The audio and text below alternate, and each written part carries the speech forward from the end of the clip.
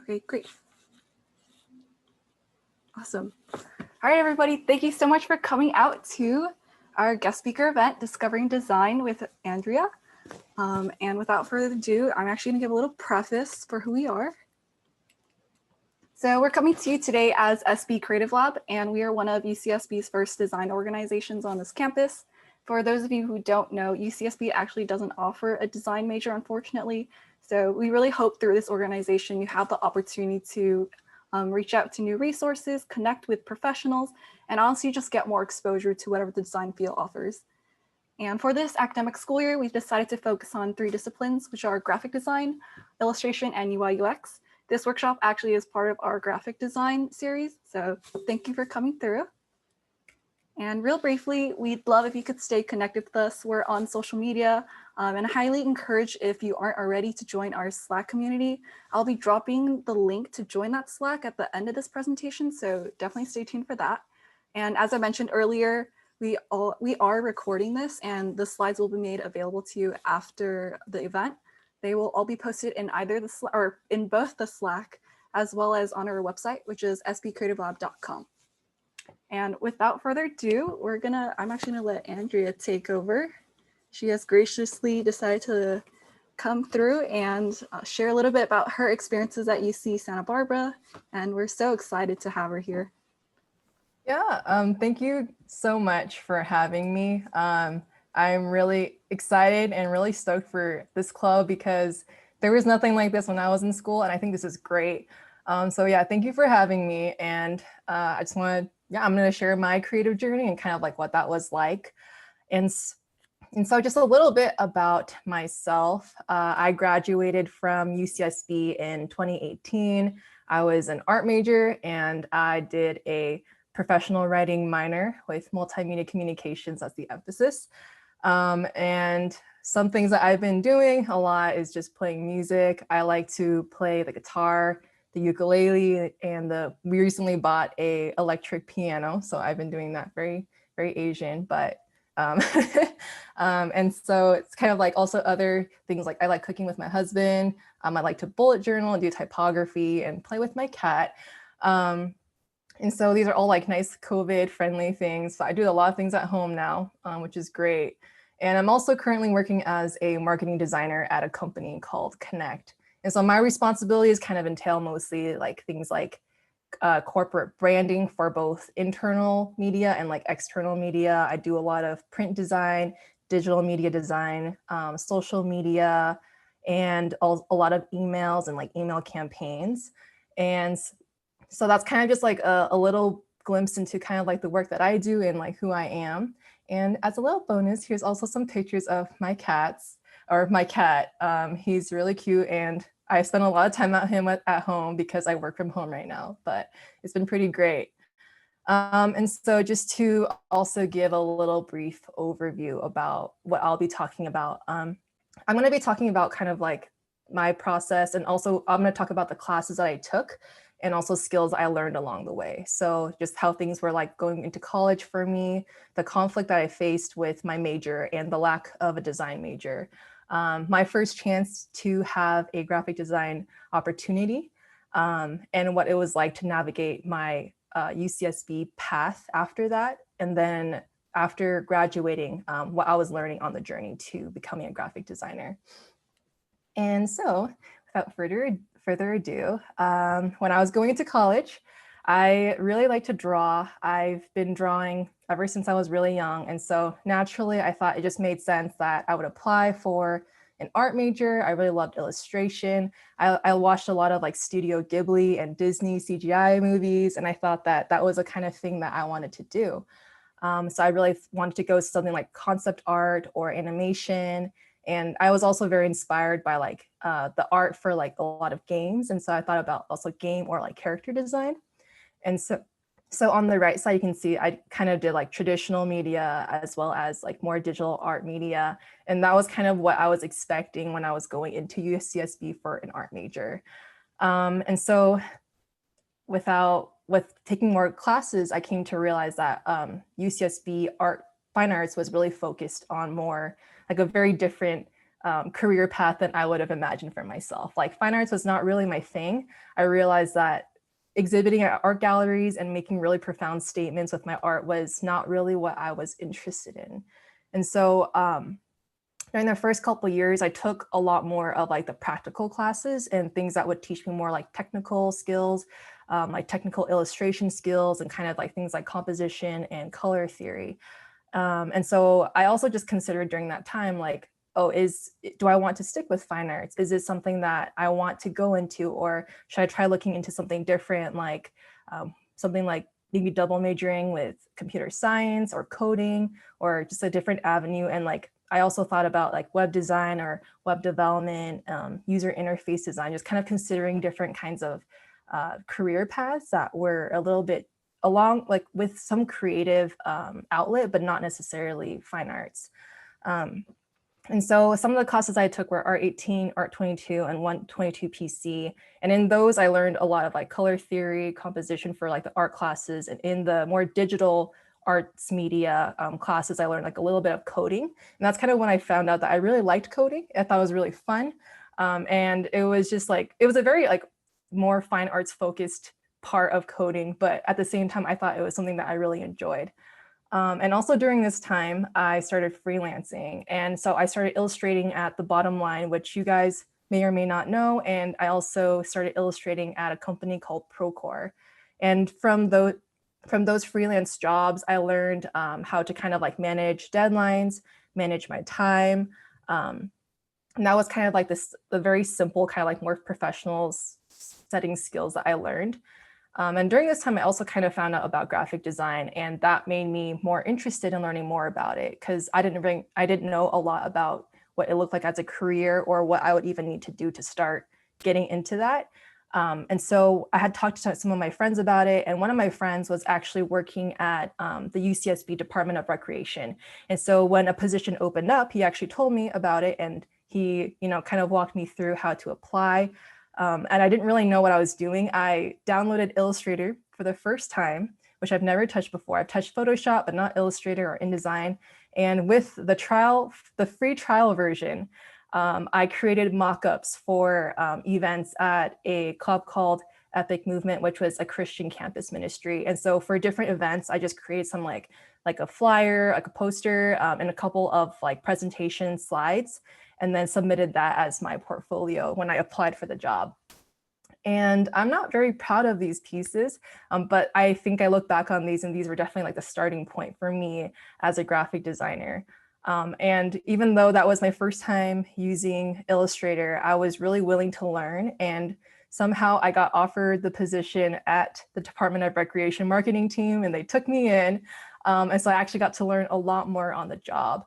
And so I learned how to use software. I learned how to use Illustrator and InDesign. And I also learned about like the team structure and how that looked for a creative marketing team, and learning about the different types of creatives. Like there's not just graphic designers, but there's also people who do video and people who do photography. And so kind of being able to see more of those and learning about collaborating within the team was something that was really like different for me from coming from an arts background. And I also, because the team was very collaborative, I had to learn how to take project tasks and then to manage my time, and also have really good communication skills within the team so that people whose jobs were contingent on mine were notified when I completed my tasks so that they could move forward.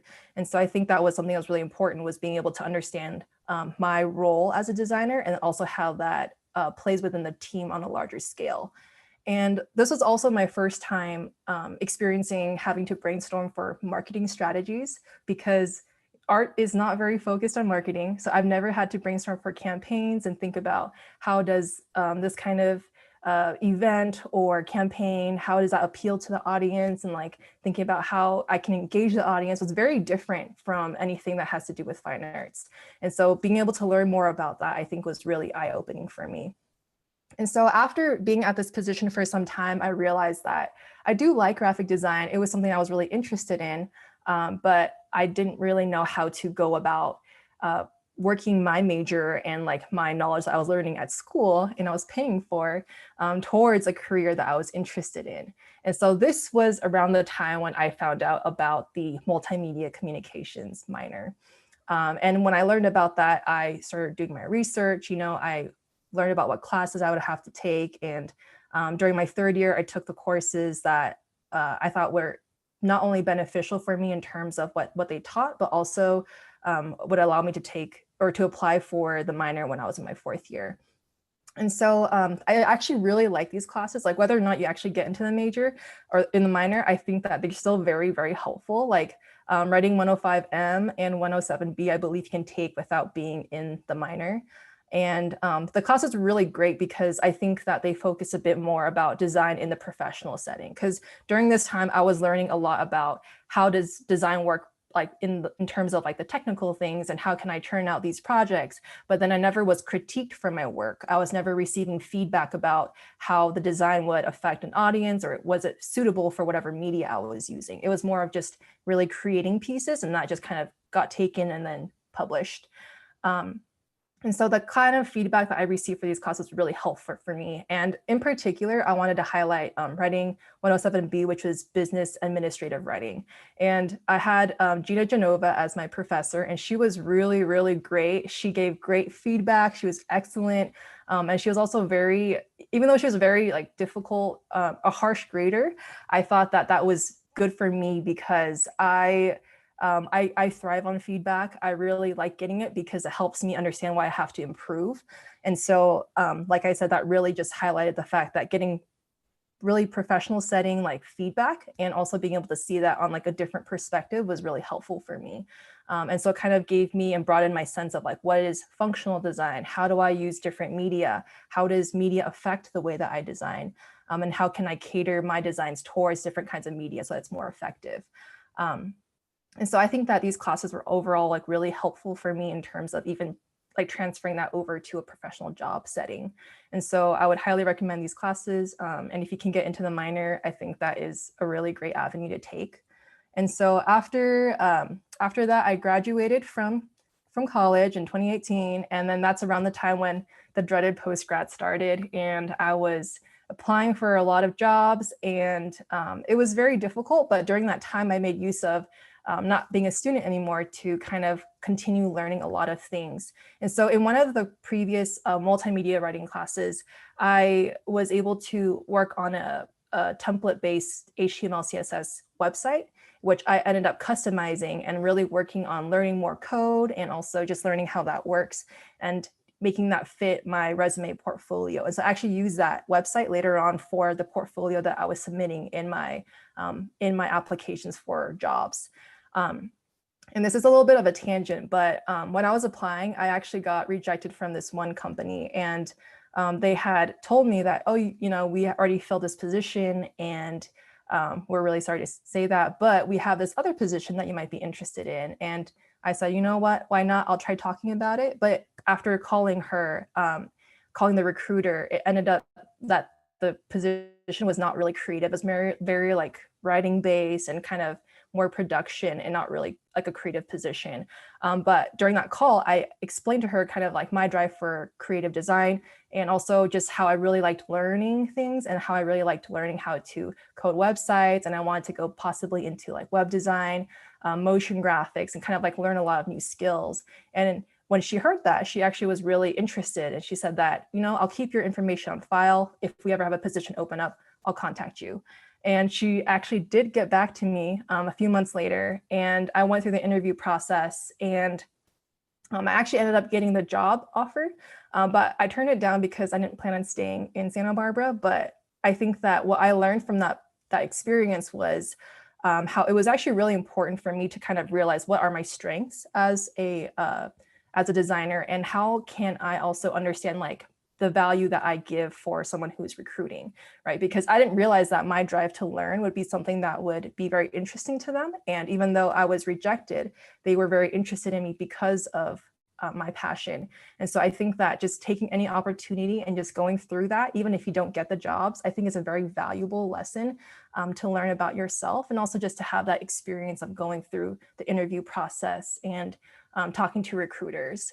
And so after that, I actually got a part-time job, which I wanted to be temporary because I plan on moving to San Diego. But this job was not the most ideal situation. It was a very, very small agency, which means that a lot of responsibilities fell onto me and one other person. And so because of that, it was very strained and a very fast-paced and high-demand workflow. But I got to learn how to balance that at this job, and how to be able to take the tasks that I was assigned and still meet the deadlines, while still being able to carry out longer-term, bigger projects that were also that were also necessary to complete. And because the job was very small, we didn't have a lot of time for like back and forth feedback and kind of like overlooking for edits. And so I had to be very detail oriented to make sure that after one round of edits, things were good to go directly to the client, because I was very, the business would hinge on the product that we gave. And because it was very small, we had to make sure that it was all up to standard. And this was also the first time that I was exposed to social media strategy. We had like a variety of clients. It ranged from a hydroponics retailer to a restaurant. And so it was very diverse. And so we had to learn how, what kind of posts would engage the different kinds of audiences that these social media platforms appeal to, and kind of being able to strategize from that point of view. And I also had to communicate directly with clients. So meeting with clients, understanding what kind of needs that they had, and then also being able to offer solutions that the agency could provide. That was something that I had to learn because there wasn't a lot of manpower. And the last 2 points actually, I think, were some of the really important skills. But because it was a very small agency, we had to be very resourceful, because even though we offered a lot of different products and a lot of services, it didn't necessarily mean that the people who were there knew how to do them. So we would have to just be very proactive about learning how to do these things. If we promised we'd do something for their website and we didn't quite understand how that would work, we would just figure it out and we would still deliver for the client, because that was the most important thing. And so, and also taking feedback not in a way that's not personal. I think that it's easy sometimes for a work environment when you're around people a lot, that you feel like when your work is critiqued or you make a mistake, that it's something that is an attack on yourself. But I think at this job, because I was really learning a lot and I was also handling a lot of things, that I was prone to make mistakes, and I was prone to also have to deal with a lot of like high running emotions. And I think that I was able to learn that, you know, if I mess up, I have to come clean and just own up to my mistakes, but also just to make sure that the next time that won't happen again. And so I think it was a very like good learning opportunity for me, just to realize like how I can continue to improve and not let the feedback that I get become something that hinders me, but actually something that grows me and challenges me more as a designer. And so even though this job was not what I had originally wanted, it was actually something that a lot of the skills that I learned became really applicable for me in the future. And actually, the boss that I had for this job, I told him very clearly that I wanted this to be a very temporary position, and I communicated that with him. And he actually ended up helping me get my full-time job, and he was a character reference for me. And so I think that, like, even this is like aside from the graphic design aspect of it, but I think it's just really important to maintain good relationships and to also just really, I guess, continue to build your integrity as a designer and to be like a valuable asset to the team, despite any of like the work difficulties that you may face, even though that the job may be very difficult, but you still maintain good relationships. And so after that, I ended up at my current full-time job where I am right now. And I think that, I guess, like, it's pretty crazy to think back on the way things were before, and you can probably tell that I've come a long way from, you know, downloading the free trial of Adobe Illustrator to create my resume and portfolio, and then to where I am today, where I am a designer on a marketing team. I am helping onboard new designers into the team and helping train them. And I'm also going to be a senior designer soon. And so it's just kind of crazy to look back on my whole journey, because I feel like I didn't really know what I was doing, but somehow I got here. And so I just wanted to summarize with some skills that that I've obtained over the time of my experience and that have helped me a lot during my current position. And so I think that being organized and really attentive to detail has been really important. Just I think in terms of being able to make sure that the things that you're working on, other people can go into and also understand. And also even just for finding things, I think it's very important. It's like a very small, seemingly small thing, but it's actually pretty vital, I think, when you're working in a very collaborative environment. Feedback is not personal. I think that's still something that's very important to me because as a designer, depending on where you're working, you may be getting, you may be submitting work that you're really proud of, but then you have to go through like 10 rounds of edits because the people who get it aren't satisfied. I think you just have to understand that it's not really about whether or not you're a good designer, but sometimes people just want something very specific. And as a designer, you can just kind of compromise and work what they want with kind of like your design aesthetics and be able to find a good solution for them. And a lot of the time management skills that came from the part-time job was very, very helpful because, work comes and it gets really crazy, but being able to manage your time and understand what's top priority versus what can hold off a little bit longer is really important. And being able to distinguish that too when there's a time crunch, I think has been really, really helpful for me. And communication, everything's work from home right now. And I've only talked to people through like Teams and through like emails. And so I think being very open with communication as a designer when there's a lot of projects that have to be done and there's a lot of collaboration that's involved, I think being a very good communicator about when things are accomplished or when you have questions or when there's like uncertainty helps save a lot of time in the long run. And I think is also very vital for a graphic design position.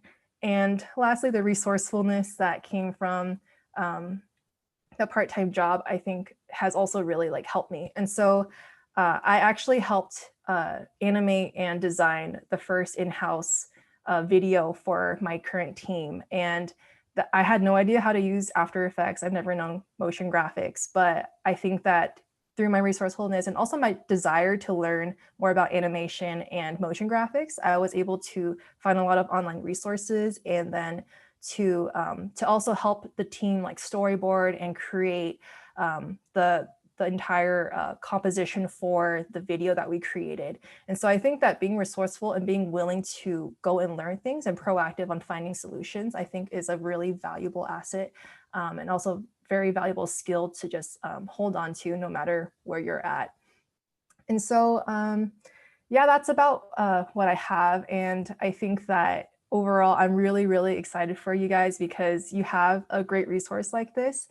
For someone like me, I didn't have any of this. And I think that you guys like listened to my story and I really didn't know what I was doing.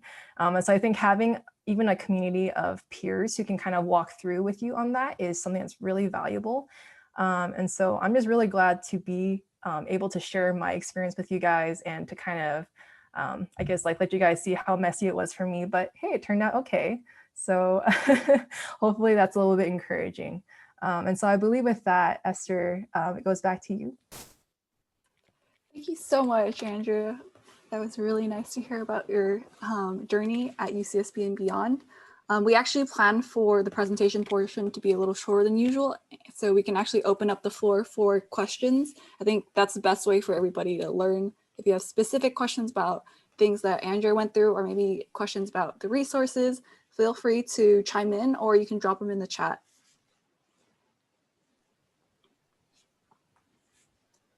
So we have one question from Joyce, and she's asking, how did you make yourself or your portfolio stand out?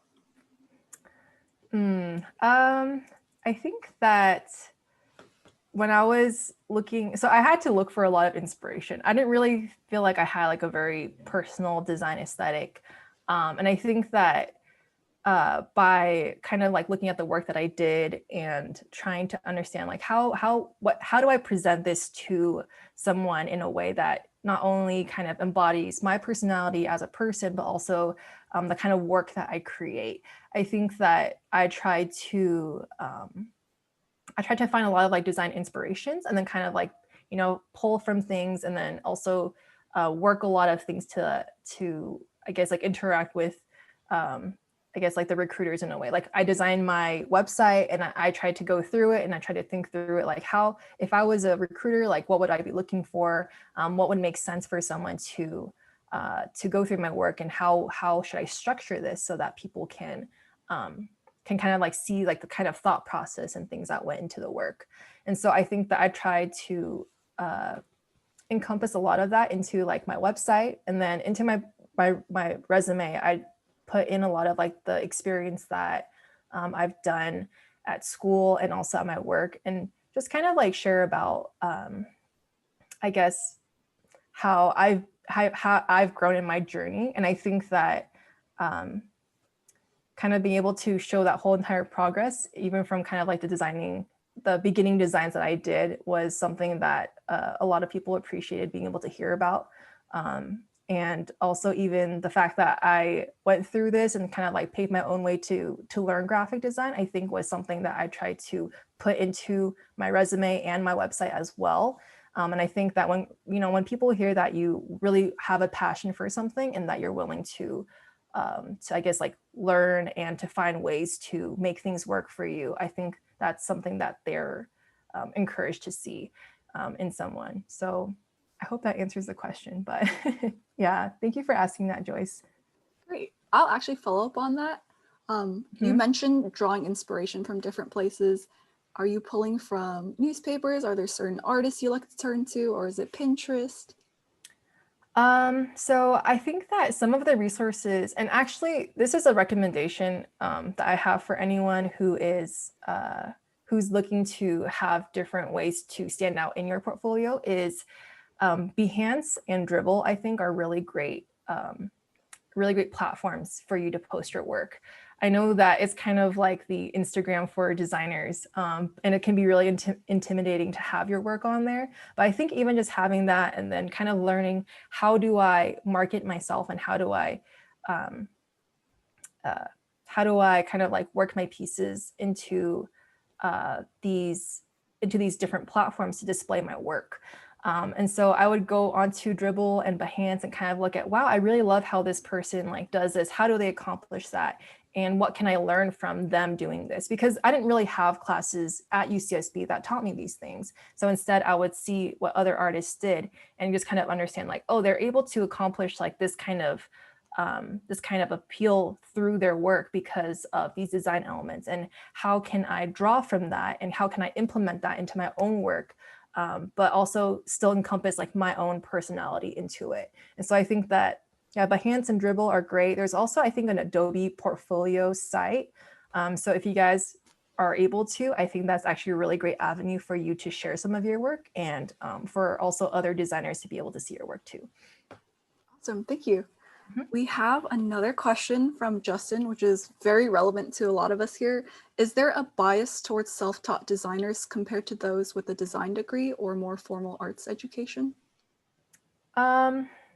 So I can't really say that for myself, because I feel like in the interview processes that I've gone through, where I shared my journey with recruiters, I kind of felt like when I told them about how I was really passionate and how I basically paved my own road for graphic design, I think a lot of people were actually pretty impressed by that. They weren't like, oh, this person doesn't really know anything. And if, like, to be honest, I feel like when people see your work, it speaks for itself. And when you're able to kind of like, even if you say that, well, I didn't learn a lot of these things in schooling, but I taught myself. I would practice, and I would create mock-ups, and I would, I have this work to prove that I can do it. I feel like for designers, the fact that you can do it is actually more important than like the schooling itself. That's like my personal opinion. I don't think there's a bias against self-taught designers, but I think that even with the recruiting process for the new members of my team, we looked a lot more at like, are they capable? Are they, even if they have all these degrees, like, do they have a good sense of aesthetics? Do they have an understanding of how to display information? And so I feel like being able to learn that and to have that flexibility is a little bit more important than just what your education was. Great, thanks. We have the next question from Joanne, and they asked, How did you learn coding, motion graphics, etc.? And what is the best way to get started? Oh, that is an excellent question. So I learned coding. I had I dipped my toes in the water in coding when I was taking a lot of the like arts and technology classes. But I think that there's actually a really good amount of resources online. If you go to, I don't remember what they're called right now, but if you like just Google things like, I don't know, like HTML, create web page, like I don't know. I'm trying to think of something very specific, but they have a lot of resources online for just like coding and kind of understanding how does each line of code create something on the screen, like when you are creating a website. And kind of like CSS and HTML are two different things, but I think that when you start going into it, it starts to make a little bit more sense. And a lot of people ask questions. So honestly, if you just Google things, sometimes you'll find that people have asked the same questions you have asked. But I'll try to find some different resources. Oh, yes, Code Academy is great. But I had some templates that I downloaded from a website, which I cannot recall right now, but it was from one of my writing classes.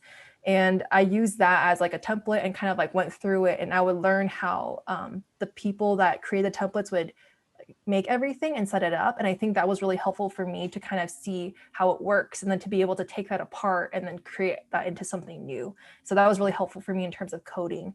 For motion graphics, I would actually recommend, like there's some really great videos on YouTube, but if you are able to pay for a subscription to Skillshare, there's some very good videos on Skillshare that kind of teach very basics of like animation and how to create lifelike movement and things like that, or even how to like storyboard. There's a lot of really, really great designers who post tutorials and share their skills with people on Skillshare.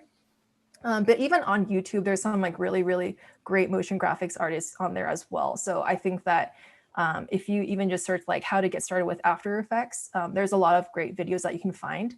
And I think once you kind of start to find artists that create work that you like, you can kind of like learn from their styles and kind of like tweak it a bit to make it a little bit your own. But I think, yeah, YouTube and Skillshare and Code Academy, internet has a lot of really great resources. So yeah.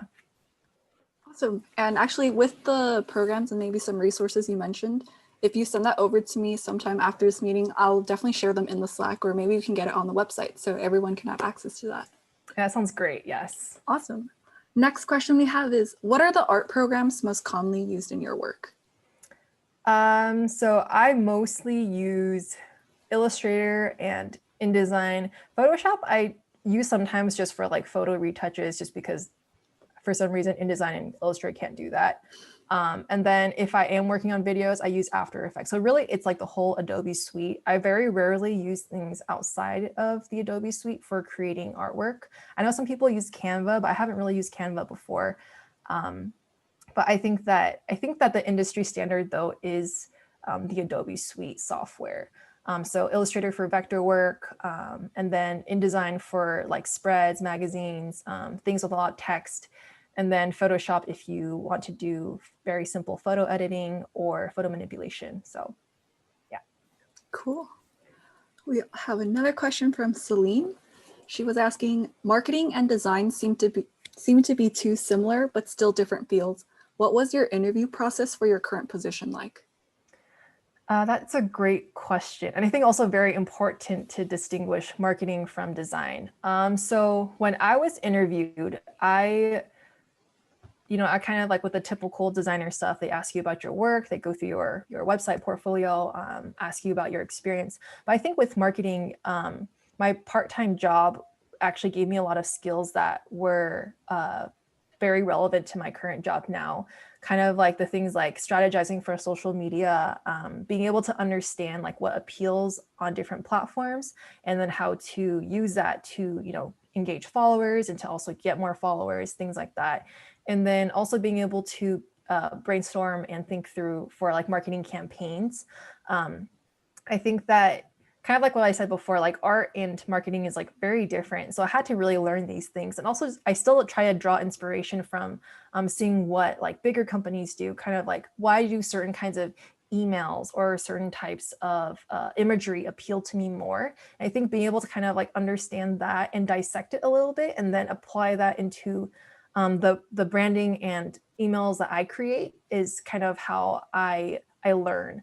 And so I don't know if that helps a lot with the interview process, but I guess like during the interview, I kind of like shared how I had to help the small agency with kind of like thinking through a lot of like solutions for them and also gearing things very client specific. I think that's something that is important with marketing is understanding what is your target audience and how do you appeal to them through the type of business that you are marketing for. And so being able to understand like business to business is very different from business to the client or consumer. It's like a very different kind of marketing strategy. And so kind of having a good grasp on those things and being able to kind of explain how you've like helped brainstorm through that, I think was what helped me with getting a marketing position and not just a design position. Yeah. Neat. I also have a question. So glancing over the participant list, I actually recognize a lot of names as illustrators for the bottom line, a position you previously held. Mm-hmm. So when you were drawing out and planning out an editorial illustration, what did your process look like? What are some challenges you might have faced? Let's see. I think that, so when I was at the bottom line, when I would receive the different topics I could choose from, they were always very, I think it was just like a single title. So sometimes it wasn't a lot to work from. But I think that with illustrations that I created, I would try to think if someone was to just glance at my work or because I feel like when I'm looking at things, I'm a very visual person. So I just tend to like, give a quick skim. If something looks interesting, I click on it. If it doesn't, I just kind of scroll past it. But is there a way for me to like convey through my artwork a very like central core of like kind of like what this single title is trying to talk about? And is there a way I can also make it interesting for a viewer to, I guess, like want to click on it? And I don't know if I was always successful, but I think that that's kind of like usually where I would start is like, how do I try to encompass whatever this is saying into my artwork piece for the bottom line, and then kind of like try to make it a little bit more stylized and appealing for whoever might see it. So yeah.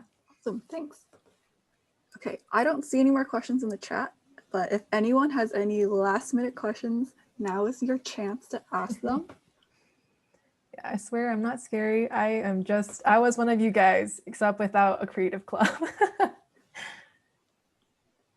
Okay. Oh, JK, we have one more question. From Joyce again. What kind of graphic design work should we include in our portfolio?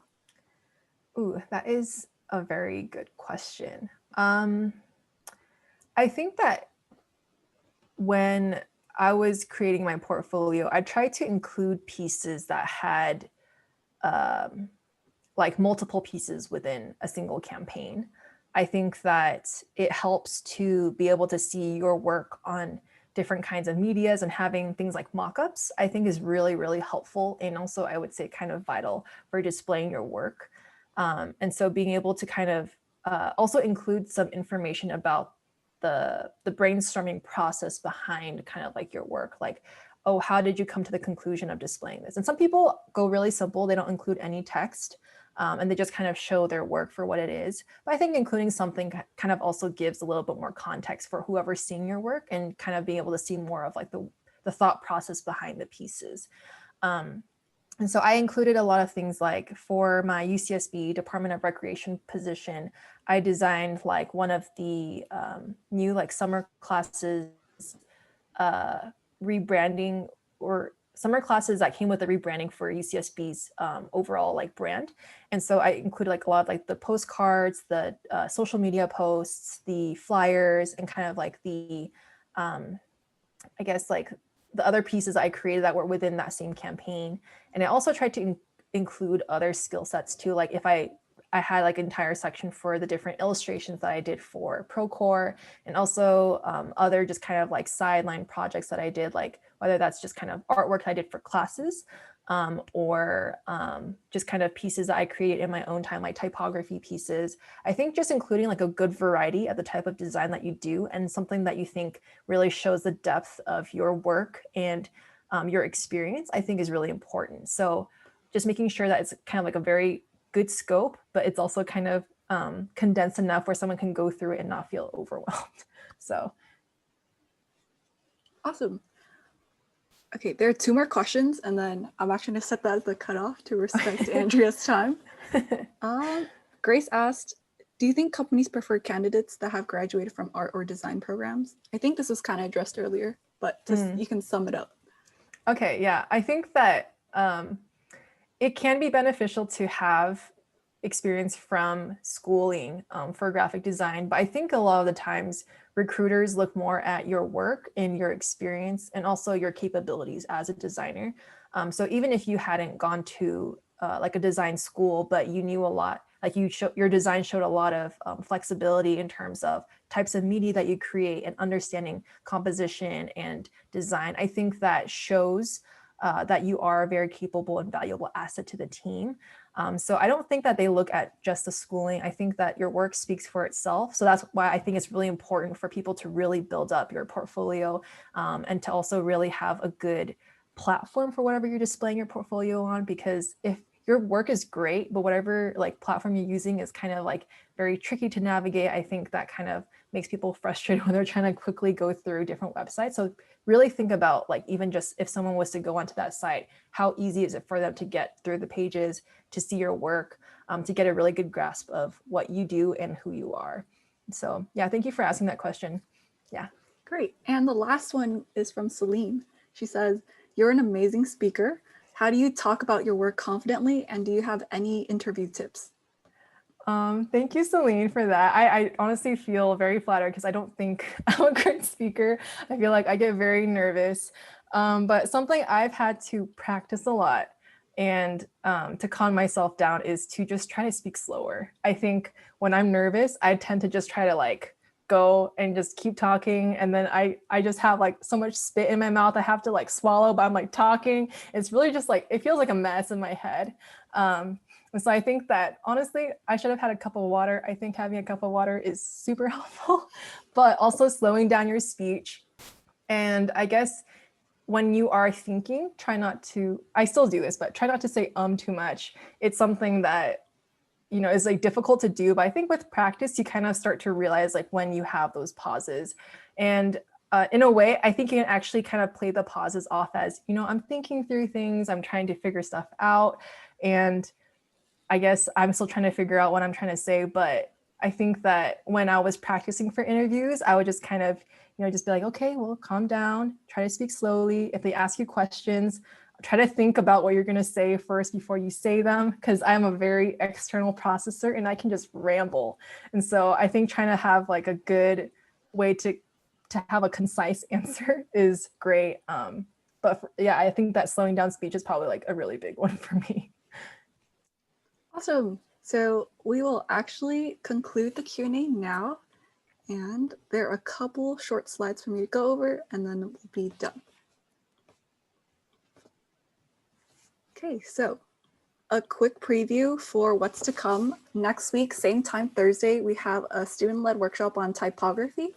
So if you are at all interested in the way letters work, you can see on this graphic, there's so many different types or in different ways to portray words in graphic. Please check us out. I will be dropping the sign-up form information for that in a little bit. And last slide is thank you so much for coming out. We really appreciate you. We'd also really appreciate it if you could fill out a quick feedback form at the end. And I will drop it in the chat right now. But yeah, thank you so much for your time, Andrea. I really appreciate it. Yeah, of course. I was so glad to be here. Thank you guys all for your support. Oh my goodness. Yeah, and I'm just really thankful for you guys and really grateful that you guys have this club as a resource. So maybe I'll go to this typography workshop. Who knows? It'd be such a treat. Yeah, thank you, everybody. Have a great night and a great rest of your week.